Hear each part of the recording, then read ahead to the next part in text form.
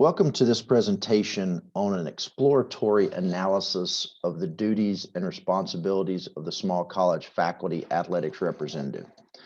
My name is Tim Wilson. I am an associate professor of sport management at Tusculum University, and my colleague Elfie Farshman is associate professor of sport business management at Weber International University. And what we would like to talk to you today about is the duties and responsibilities of the small college FAR.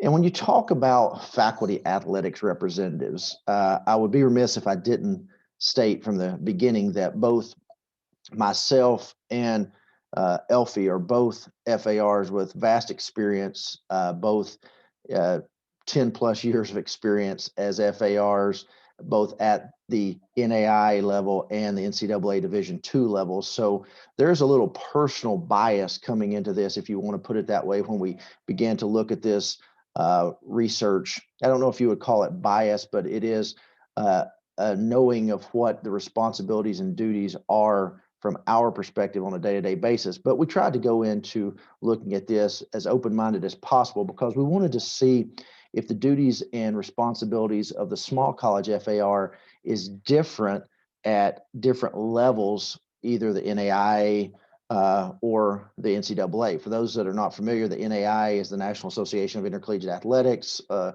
association of 250 plus institutions, small in size, average size of the institution, somewhere around 1,700 students.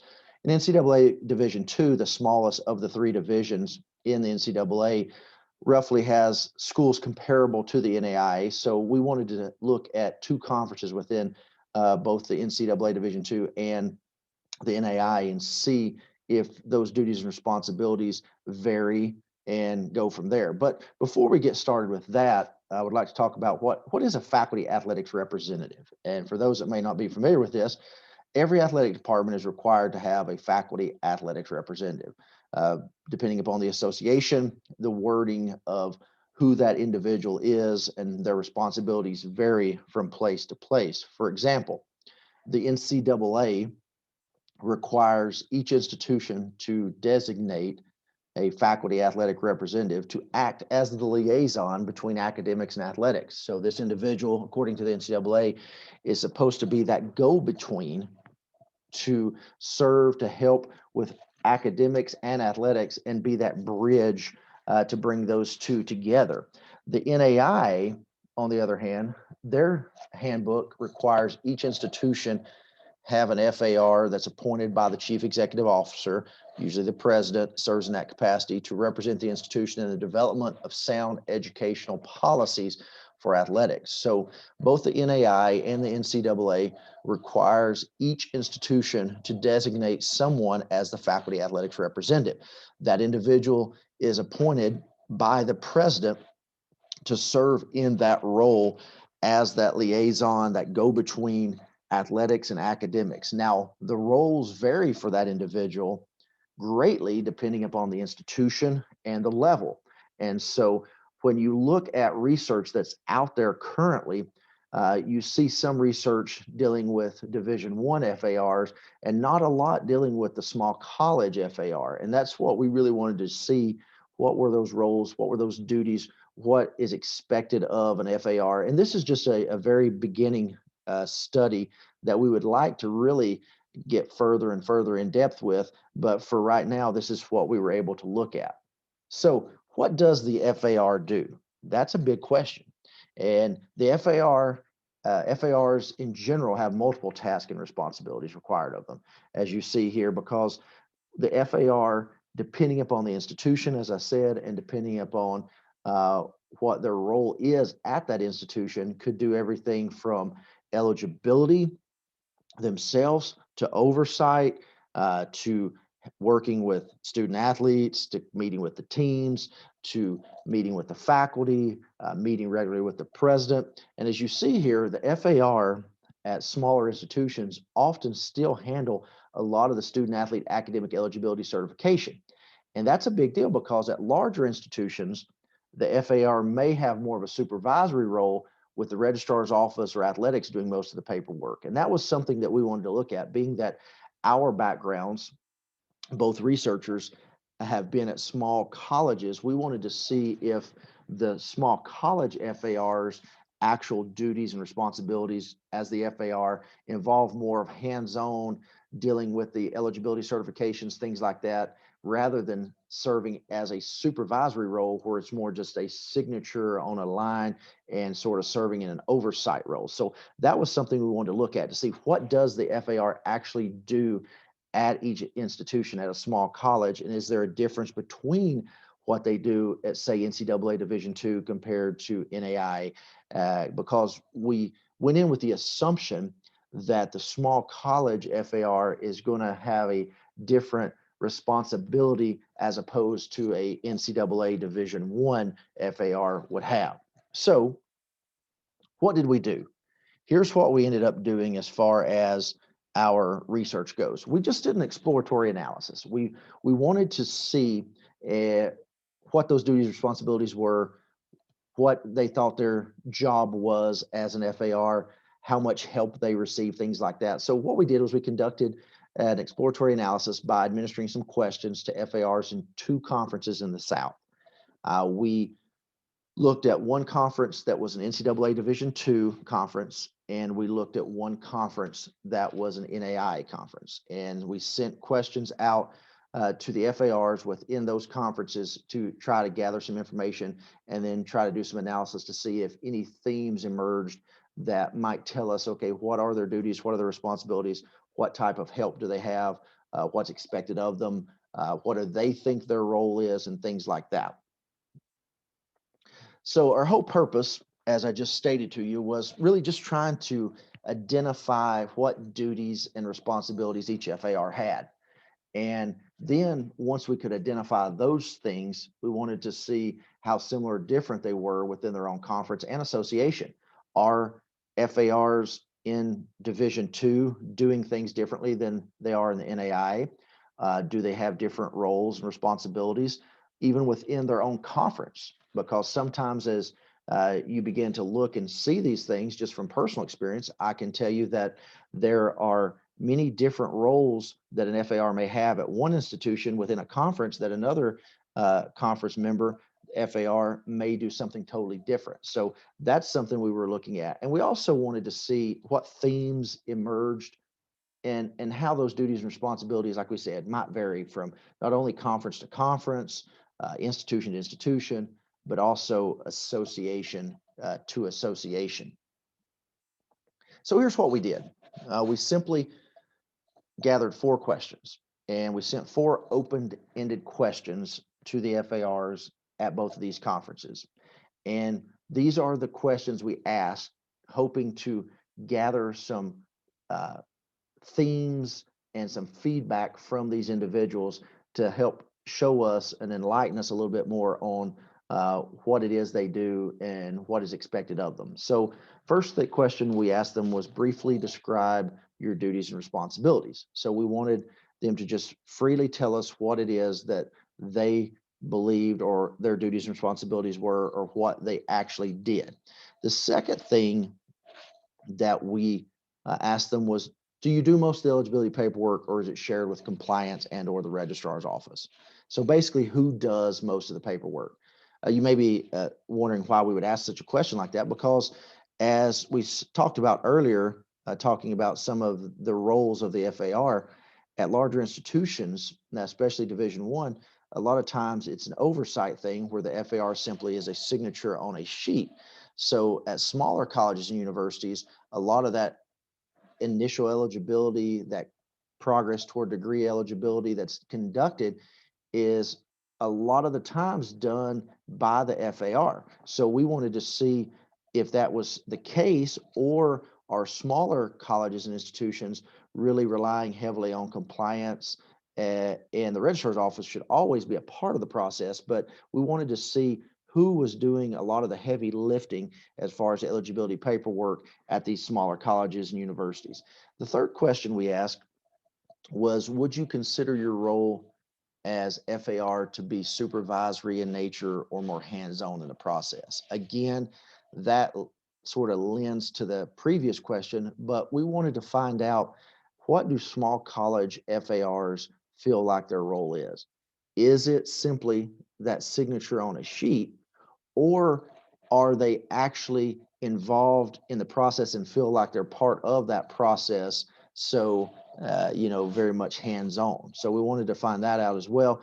And then the last question we asked them was simply, does your athletic department have a compliance officer? And if so, how many full-time employees work in compliance and part-time and so forth? And that was a question that we wanted to find out because, as some of you may know, the NCAA requires a compliance officer. So we anticipated that the Division II conference would say that they have a compliance officer.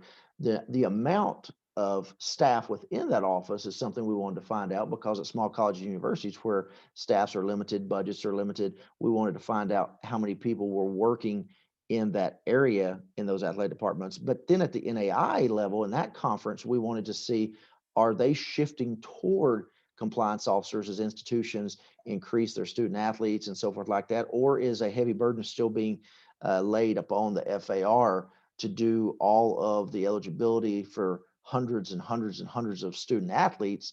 Or is the NAI actually moving toward more of the model that the NCAA is using? So those were the 4 questions that we sent out to FARs to gather information back. Now, our hope was we would gather the information back, look for some themes that popped up, and go from there. So these next few slides, I'm going to discuss with you some of the things that we found. In regards to the first question that we asked, which dealt with the issue of, what do you think your duties and responsibilities, or what are your duties and responsibilities as an FAR?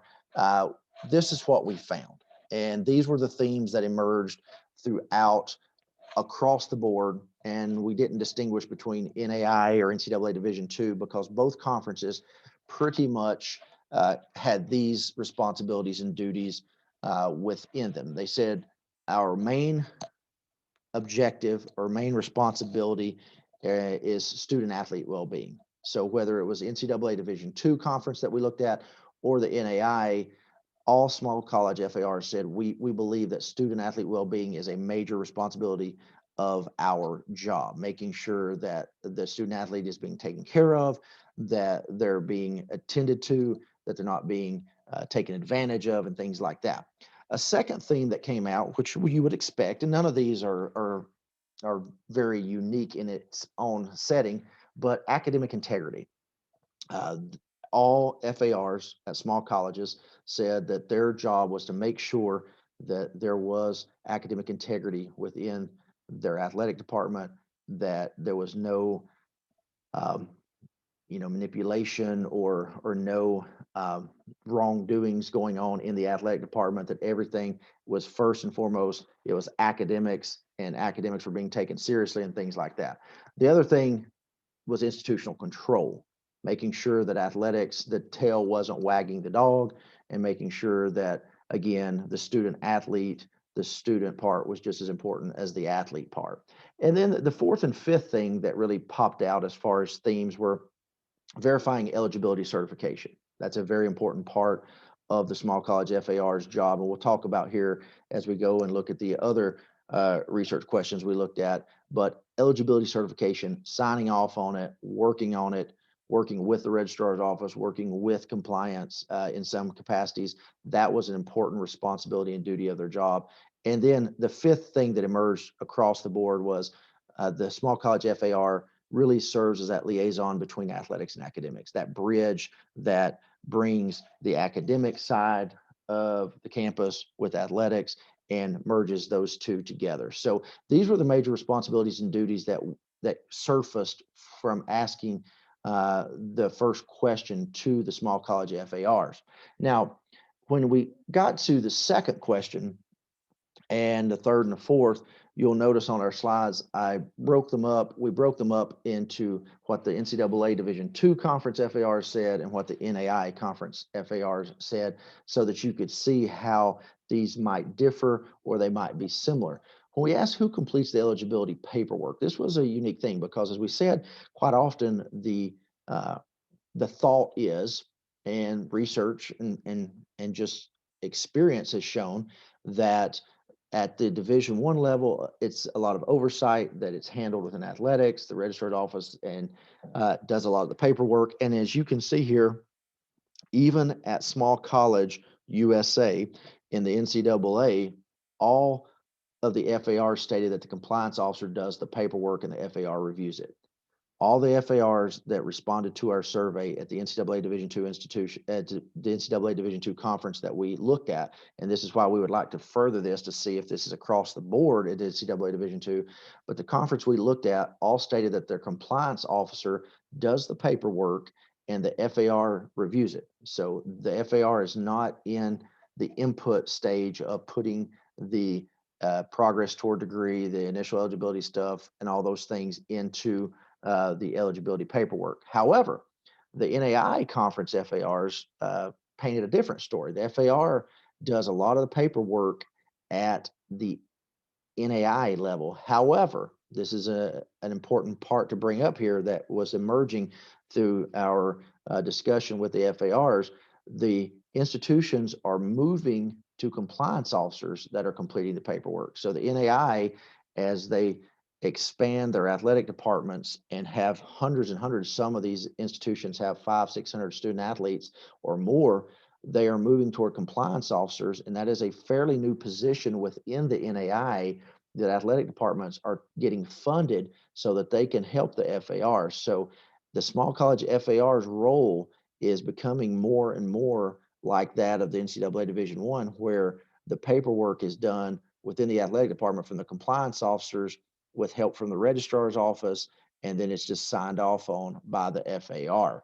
Now, the question number 3 asks about, is your role supervisory or hands-on? And we were intrigued by the answers to this because, as you would anticipate, our experience as the researchers, we have a lot of NAI experiences, FARs personally, but I personally have also been an NCAA Division II FAR, so I have, from my personal experience, been able to see both sides of the equation.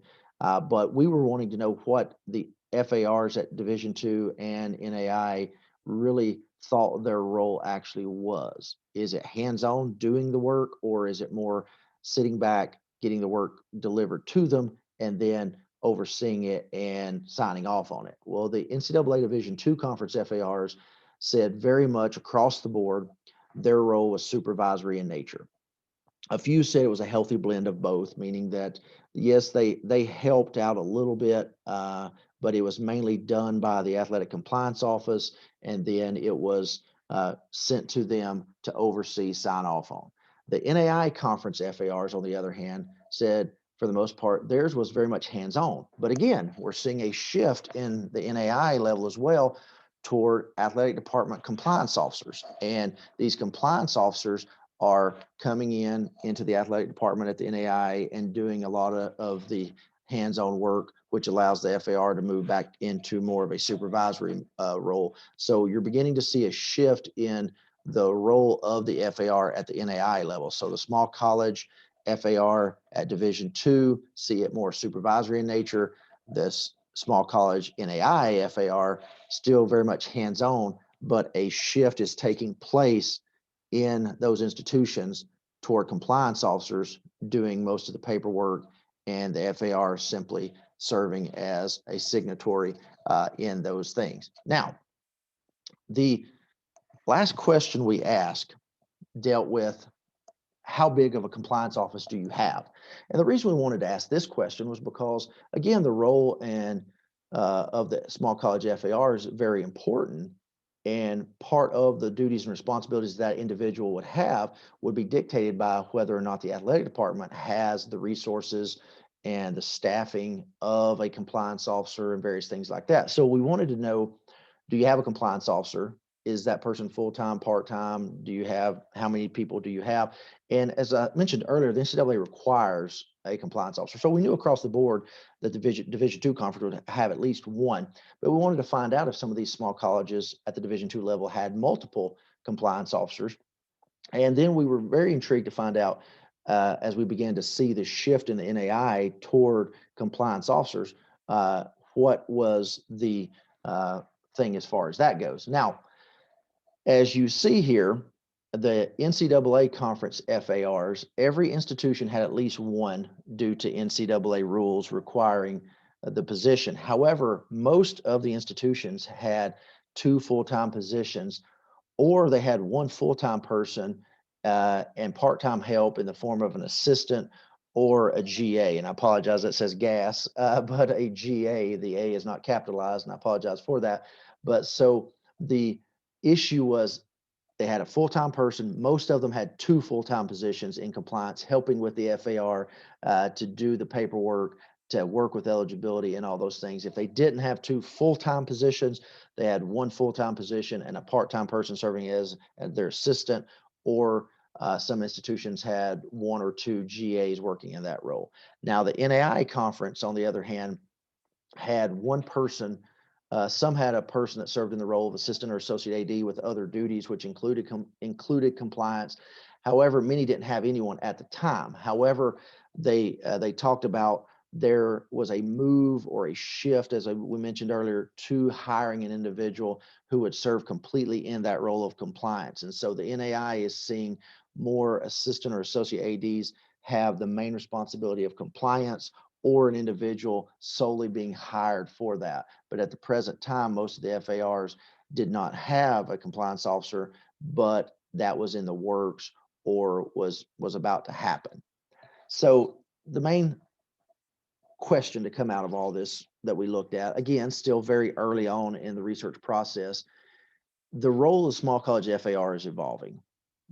What used to be, especially at the NAI level, the FAR was the main person to do eligibility, to handle eligibility from the start to the finish. It's moving now toward more of an NCAA model of having a compliance officer who does a lot of the heavy lifting, and the FAR serves in that role of sort of just being the signatory who signs off on the eligibility.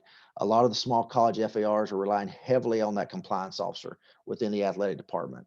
And so that begs the question of, is there proper oversight, or is the FAR just signing off on a piece of paper?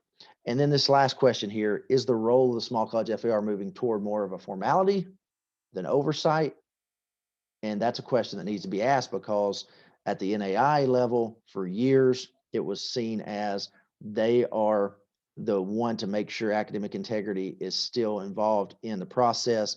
And so the question is the small college FAR still a very important part of the process, or are they simply a signature that goes on a line and it's being handled by the compliance office in athletics, and the FAR is simply signing off?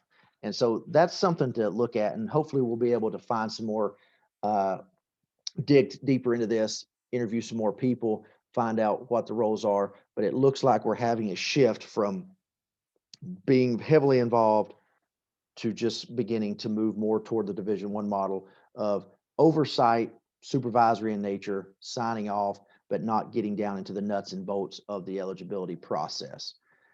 These are our references if you would like to look further into some of the things that we dug into. And if you have any questions, we would love to answer them. Again, there's my information. There's Dr. Farshman's information. Again, this is still very early on. We're really looking at how we can dig deeper into looking at the role of the small college FAR. Like I said, both of us have experience as FARs at small colleges, universities, and we've seen over the last 10 to 15 years how that role has changed as compliance officers have come into the equation and various things like that. So we really appreciate you taking the time to listen to our presentation. And if you have any questions or any thoughts, please let us know. Thank you to CSRI for having us, and hopefully you have a great conference.